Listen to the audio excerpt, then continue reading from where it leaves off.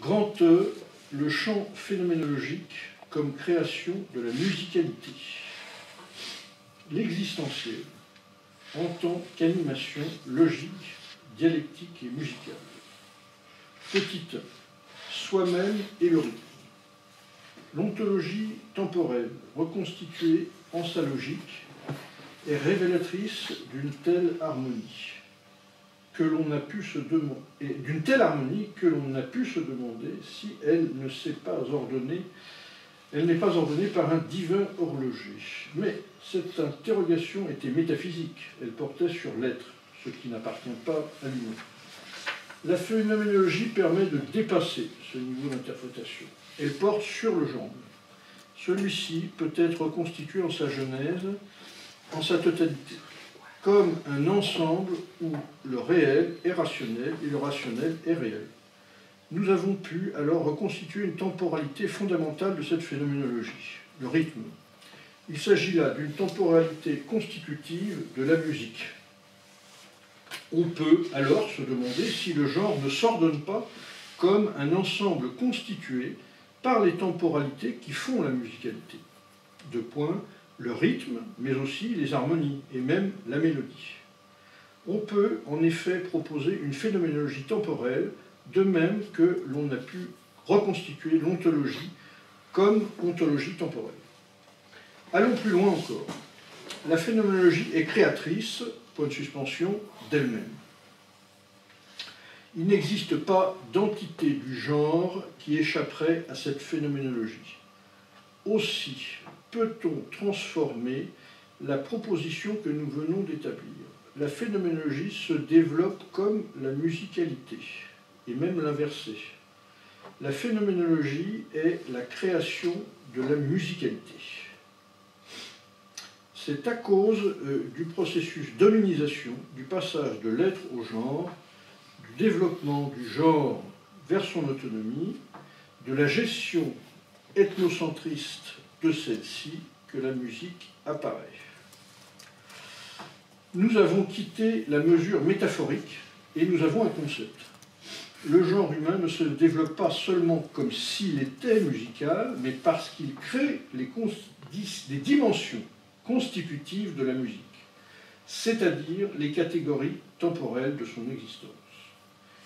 Aussi, pour reconstituer l'identitaire, nous ne ferons que suivre la musique. L'ensemble phénoménologique sera l'ensemble musical en tant que création du rythme, des harmonies, de la mélodie. Une fois constituées, ces catégories jouent ensemble, composant l'air du temps, de la liberté, du temps libéré. De la même façon, l'athlétisme sera l'axiomatisation et la formalisation de la praxis, de la morphologie conquise par le corps. Alors les axiomes jouent ensemble. L'homme est libre, né libre, qu'en jouant le sérieux, la musique et l'athlétisme. C'est toute une esthétique assez curieusement ignorée de la philosophie occidentale. Le corps n'est libre qu'en jouant de ses constituants, constitués par la praxis. Liberté égale beauté. Nous disposons déjà d'une donnée essentielle de la musique, le rythme, temporalité de la répétition, qui n'appartient plus au devenir de la temporalité matricielle, et qui n'est encore pas la temporalité finalisée du procès de production. Entre les deux, alors, temps médiateur du passage. Donc le rythme, entre la temporalité matricielle et la temporalité finalisée du procès de production. Déjà, cette temporalité, le rythme, nous délivre le principe de la phénoménologie et de la musicalité.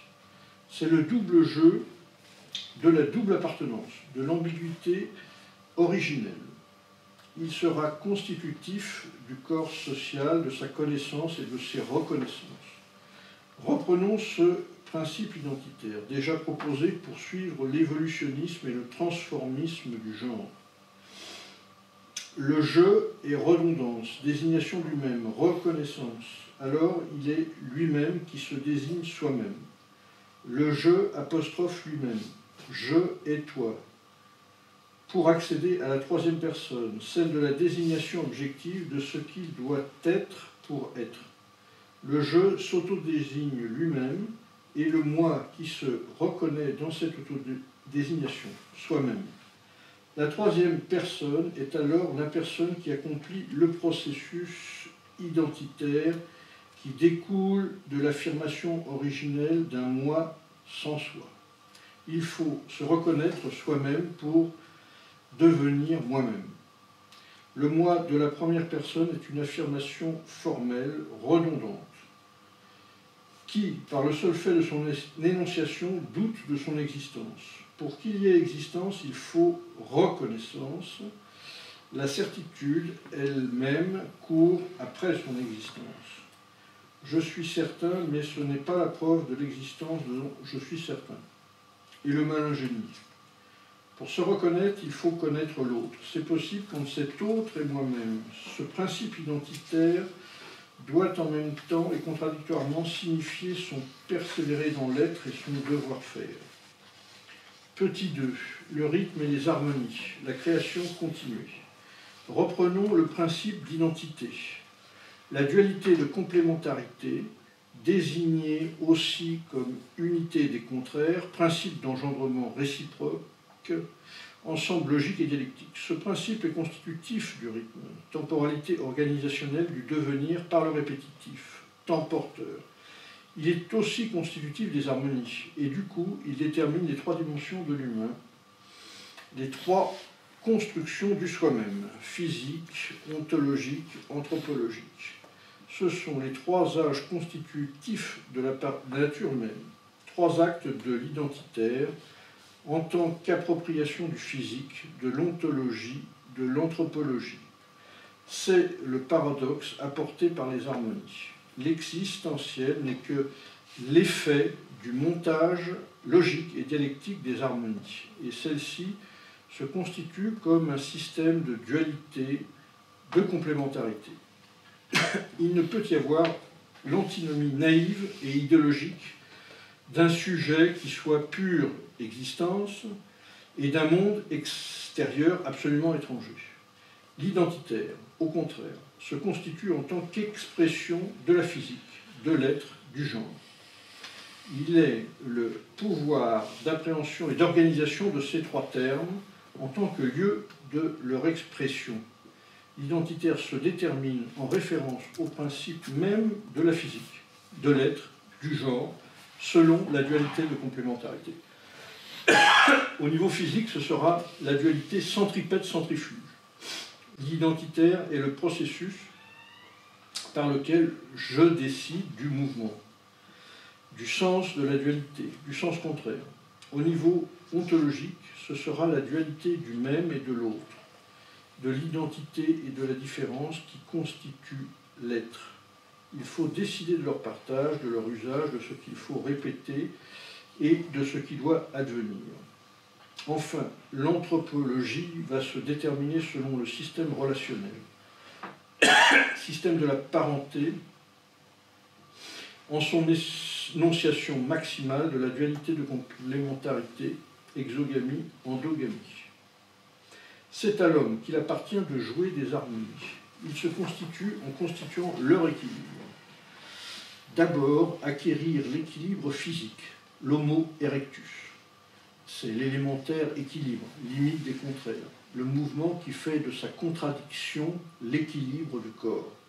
Il s'agit là d'un moment crucial de l'identitaire, l'identification de la temporalité du rythme et de celle des harmonies, la création d'une brique musicale propre à l'humain qui peut rendre compte de tout échange à venir parce qu'il est le commencement en tant qu'immanence.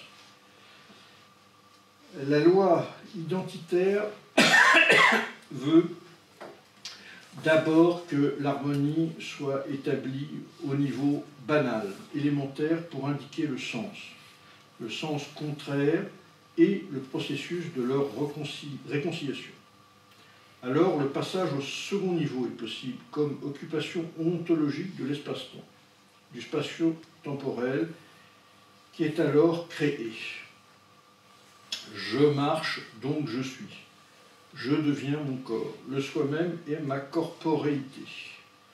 C'est le paradoxe apporté par les harmonies. L'intériorité du soi-même n'est pas, comme pourrait le prétendre le néokantisme et les idéologies du sujet, Sartre ou Freud, ce qui peut échapper au physique, à l'ontologique, à l'anthropologique. Tout au contraire, l'existentiel n'est que l'effet du montage logique et dialectique des harmonies. Et celle-ci se constitue comme un système de dualité, de complémentarité.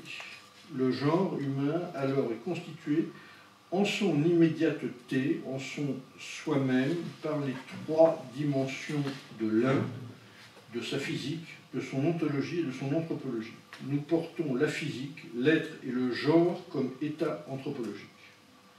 Le processus identitaire, en tant qu'expression synthétique de l'ensemble constitué par le jeu exhaustif du rythme et des harmonies, peut être figuré par le tableau suivant. Donc, tableau de la page 148. Donc, ça part du physique et ça va vers l'ontologie puis l'anthropologie, et puis donc à chaque niveau est associé un couple d'éléments contradictoires. Centripète, centrifuge pour le physique, le même, l'autre pour l'ontologie, endogamie, exogamie pour l'anthropologie. Et donc la fin, donc c'est le petit passage qu'on avait lu tout à l'heure, là. Nous disposons là de l'existence objective du genre humain, formule ironique adressée à l'idéalisme subjectif en général et à l'existentialisme en particulier. Ce que Sartre considère comme relation guerrière de l'en-soi et du pour-soi, processus de néantisation, existence gratuite du jeu formel et tautologie de la conscience qui crée, se crée et qui défait, se défait, existence du rien et rien de l'existence, est au contraire délivrée par un appareil dialectique et logique qui propose l'existence comme un effet dialectique et logique du montage identitaire. Terminé le chapitre 6, livre 6, qui était la phénoménologie de la phylogénèse. Et après, d'ailleurs, ce sera la logique de la phylogénèse. Reprenons ce principe identitaire déjà proposé pour suivre l'évolutionnisme et le transformisme du genre. Le jeu est redondance. C'est page combien, ça? Ça, c'est la page 145. Le jeu est redondance, désignation du même, reconnaissance alors, il est lui-même, qui se désigne comme soi-même. Alors voilà, c'est toute cette partie-là dans le système des... J'ai l'impression que les trois personnes, je, toi et il, enfin je, toi et autre, j'ai pas suivi ce qui... pendant la lecture, j'ai pas réussi à suivre.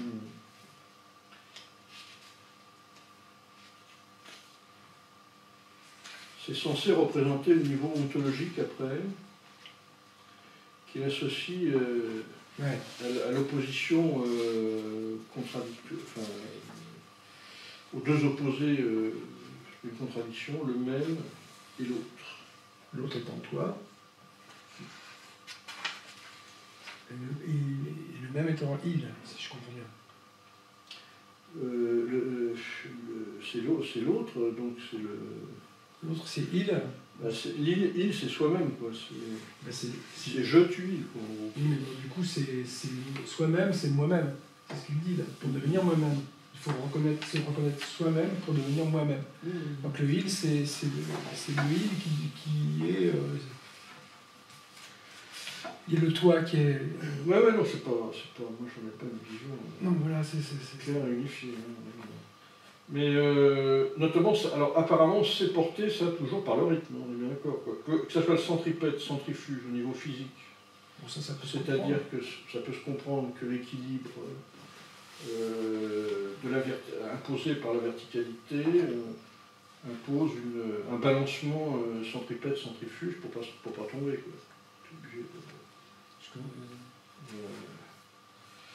Alors le même et l'autre... c'est-à-dire que il voit tout ça comme un immanentisme, il le dit. C'est propre au langage, là, du coup, pour revenir à ce que Michel disait. Ça, du coup, ça, c'est vraiment propre au langage. Si ça se trouve, il y a même des... C'est bien avant le langage.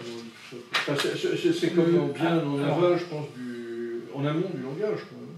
Ouais. Là, il n'y aurait pas des linguistes pour nous dire qu'il y a des langues qui n'ont pas qui ne fonctionnent pas par trois, parce que j'ai un doute là-dessus. Vu qu'ils n'en parlent pas, ils parlent pas du tout du langage, jamais. Oui, c'est ça. Donc, ou quasiment jamais, à part pour critiquer les versions de donation d'existence selon le signifiant qui écarte le signifié et le référent, quoi, qui écarte la réalité, finalement, pour s'en tenir au seul signifiant. Ça, il le fait dans le critique du libéralisme libertaire. Sinon, il ne parle pas. Il ne parle jamais, Kouchkar. Si, il en parle aussi un peu dans la production de l'individu, la génétique du sujet. C'est-à-dire que quand il parle du contact, par exemple mère-enfant, etc., là, il parle un peu du langage. Mais il n'en parle qu'à ce moment-là.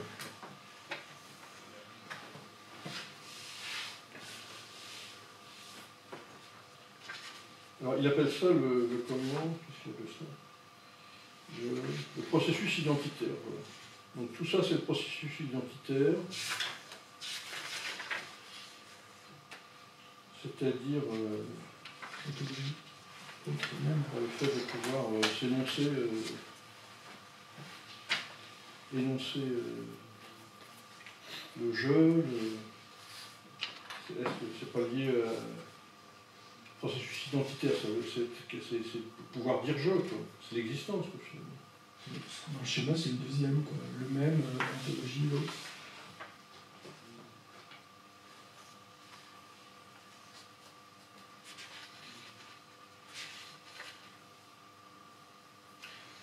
Et en quoi le même et l'autre est associé au rythme? Le même il et l'autre. Le même et l'autre.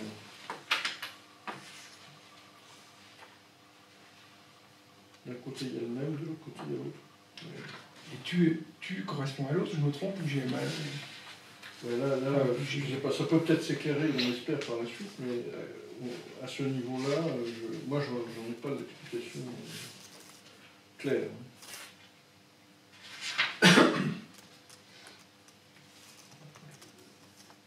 On voit que là, il tente de donner une explication au processus identitaire, finalement à l'existence,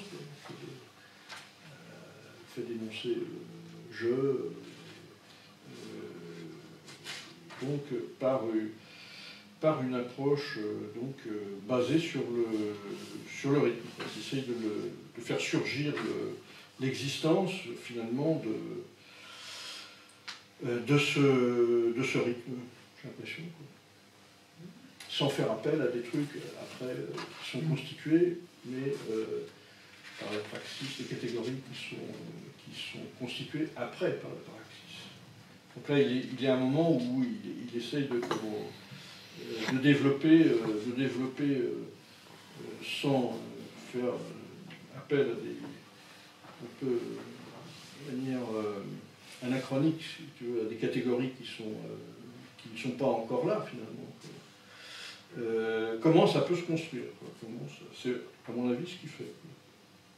Et c'est ce qu'il reproche aux autres, quoi, de ne pas faire. La réponse, c'est peut-être dans le bas de la page 145, il écrit « Le moi de la première personne est une affirmation formelle, redondante, qui par le seul fait de son énonciation doute de son existence. Pour qu'il y ait existence, il faut reconnaissance.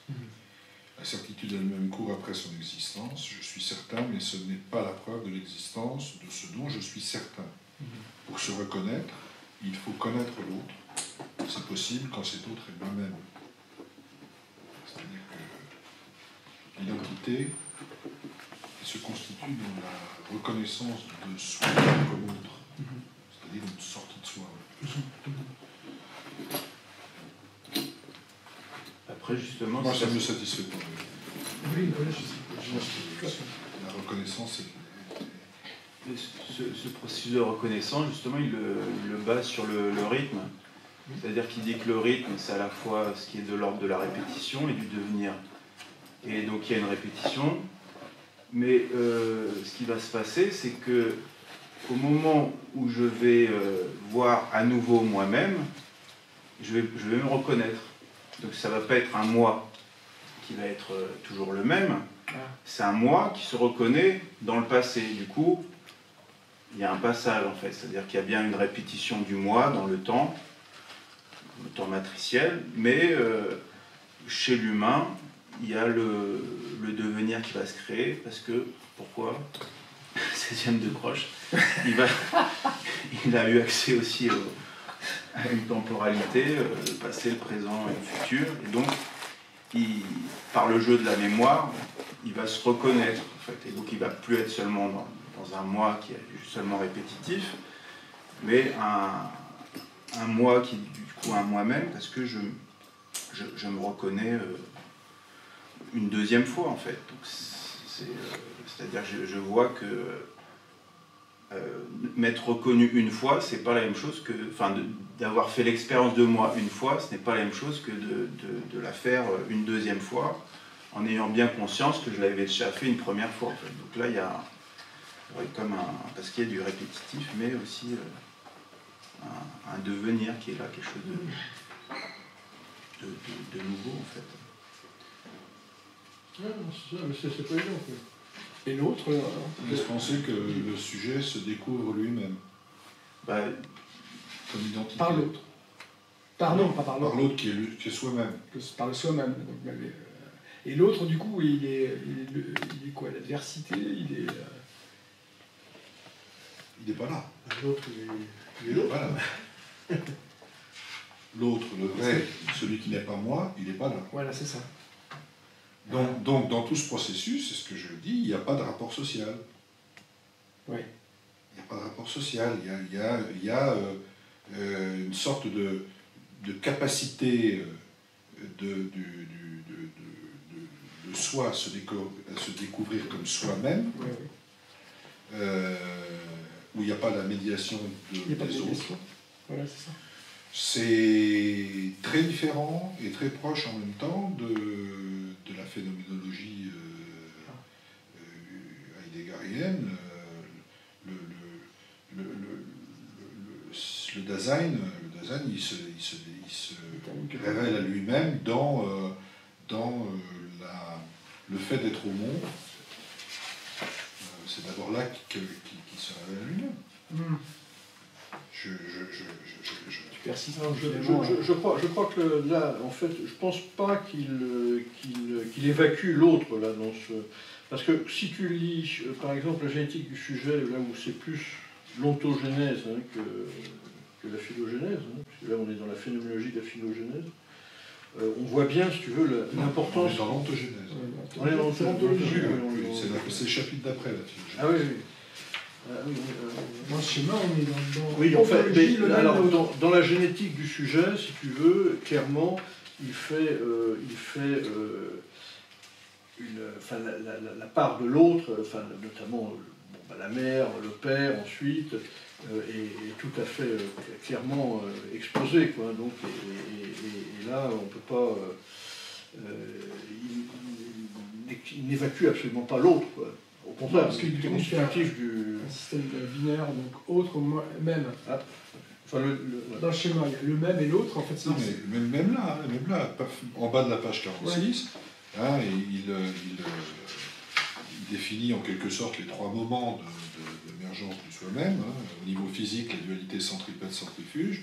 Au niveau ontologique, la dualité du même et de l'autre, l'identité de la différence qui constitue l'être. Enfin, l'anthropologie va se déterminer selon le système relationnel, là on y est, et son énonciation maximale de la dualité de complémentarité, exogamie-endogamie. Mais c'est enfin. Voilà, c'est ça, pas avant. D'accord. Il y a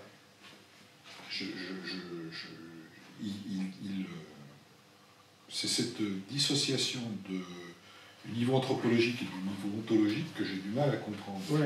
Du niveau anthropologique et ontologique. Oui, là, il y a clairement un... déjà, j'ai du mal à comprendre. Pour moi, on peut remarquer que l'autre est du côté de l'exogamie, c'est-à-dire qu'on va chercher la personne dans l'autre groupe et pas au sein de son propre aussi dans groupe. l'endogamie. Dans l'endogamie, c'est plus... Alors, il est du côté du même. Alors, je ne sais pas si c'est par hasard, mais quand même, là, ça laisse penser, si tu veux, qu'il y a un côté qui a effectivement une parenté entre les deux niveaux, quoi, au niveau ontologique, le même étant apparenté à endogamie. Finalement, tu te reproduis dans le même... au niveau social, tu te reproduis dans le même groupe, un peu comme tu ressasses le même si tu ne vas pas à l'autre. Et donc, de l'autre côté, tu as exogamie, et puis c'est du même côté que l'autre, donc qui pourrait laisser penser qu'il y a une parenté entre les deux, qui pourrait être le fait que la reconnaissance de l'autre, finalement, te permet, au niveau social, passe dans le fait que tu ailles chercher, non pas ton concubin ou ta concubine dans ton propre groupe, mais dans le groupe d'à côté. Et du coup, ce que tu dis, peut-être qu'il y a une cohérence. Non, mais ça fait juste, parce que le centripète-centrifuge étant le rapport centripète vers soi sur l'équilibre et le déséquilibre. Et la marche étant une suite d'équilibre-déséquilibre rythmé, ça serait cohérent. Ouais. Extérieur et centré. Enfin, je veux dire centré et décentré. De façon rythmée. Le rythme. Processus identitaire. Il appelle ça le processus identitaire, la totalité.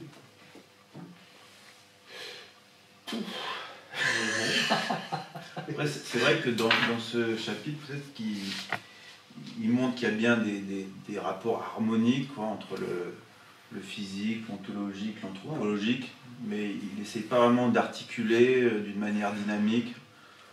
C'est vrai que parfois il laisse peut-être entendre qu'effectivement le niveau ontologique est un peu reste au niveau individuel sans l'articulation sociale, mais bon, c'est pas non plus très clair, parce qu'un petit peu avant il dit je me désigne à moi-même qui se désigne à l'autre, comme si se désigner à soi-même c'était antérieur à se désigner à l'autre. Ou rythmé ou alternatif. Aussi, ouais. Mais en termes d'origine, qu'est-ce qui serait, comment ça... Du coup, si c'est rythmé, en termes d'origine, quoi, qu'est-ce qui serait, est-ce qu'il y aura des antécédents ou pas, ou est-ce que c'est juste une alternative, un aller-retour entre le soi-même et l'autre, aussi bien qu'avec l'équilibre et le déséquilibre. J'essaie de comprendre son schéma.